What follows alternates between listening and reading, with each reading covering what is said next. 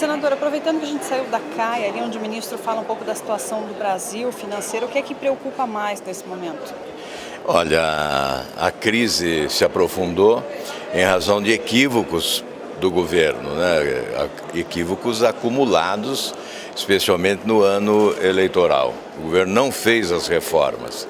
Isso faz com que a economia não cresça, né? O crescimento é negativo, há um retorno da inflação e o desemprego é a consequência. O que mais preocupa é o desemprego, porque famílias ficarão certamente lançadas ao desespero em razão da crise econômica. Nós temos que encontrar alternativas de curto prazo para administrar esta crise. E o emprego, já que é o assunto em questão, qual é a justificativa, qual é o plano do governo, o que vocês defendem, senador? Olha, o governo não tem plano algum, né? O que o governo faz é colocar a mão no bolso dos brasileiros para tapar os buracos da sua própria incompetência. Não há nenhuma proposta do governo que nos anime a acreditar que haverá retomada do crescimento econômico a curto prazo.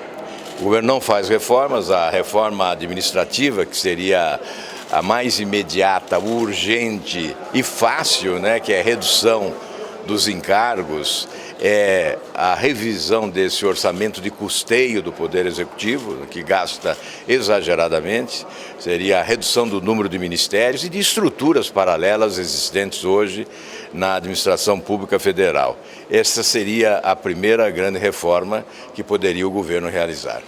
Senador, falando um pouco da reforma política que está sendo debatida, o senhor deu algumas declarações aí bastante impactantes falando sobre esse assunto, que os partidos têm hoje condições de reformar, os partidos políticos, de aprovar uma reforma política que realmente mude a situação do Brasil? Pelo andar da carruagem, nós não teremos uma reforma política verdadeira. O que a Câmara está aprovando é um arremedo de reforma política. Não vai melhorar a vida das pessoas nesse país com esse tipo de reforma. Primeiramente, nós deveríamos pensar em normas rigorosas de organização partidária, porque os partidos são siglas para registro de candidaturas. Depois de organizarmos partidos verdadeiros, é que poderíamos discutir financiamento de campanha.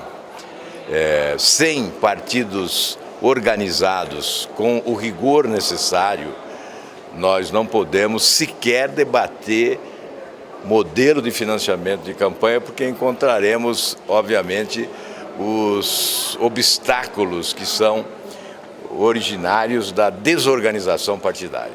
E o tempo de mandato, 5 anos, e transformando aí em 3 tempos para os senadores até que tudo se confirme, senador, essa mudança, o que o senhor acha dela? É uma anarquia, né, proposta pela Câmara.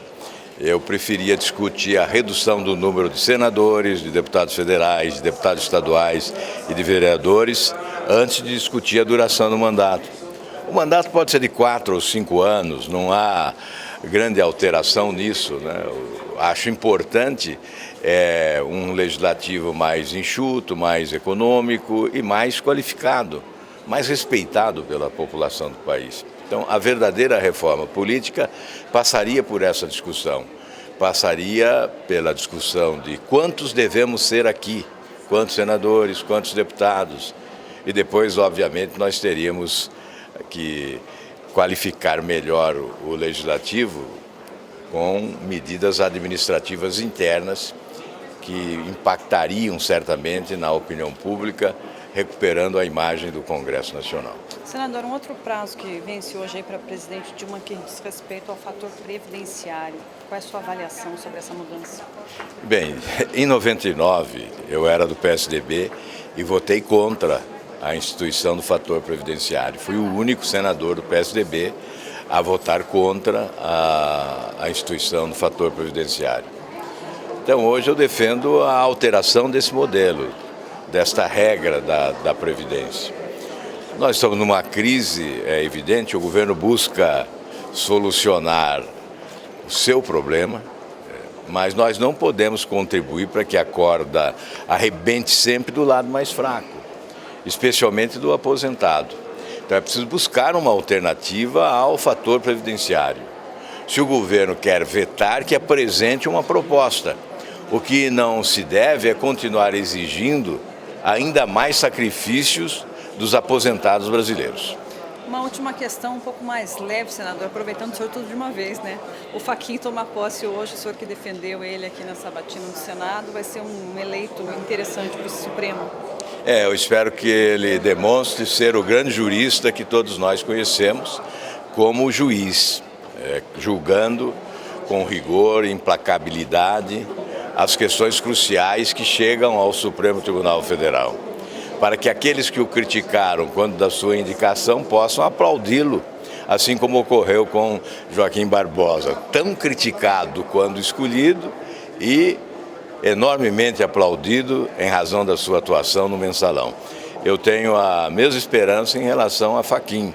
Ele será um juiz implacável, correto e com a sabedoria jurídica de que é detentor, certamente valorizará o Supremo Tribunal Federal. Eu desejo a ele muita sorte.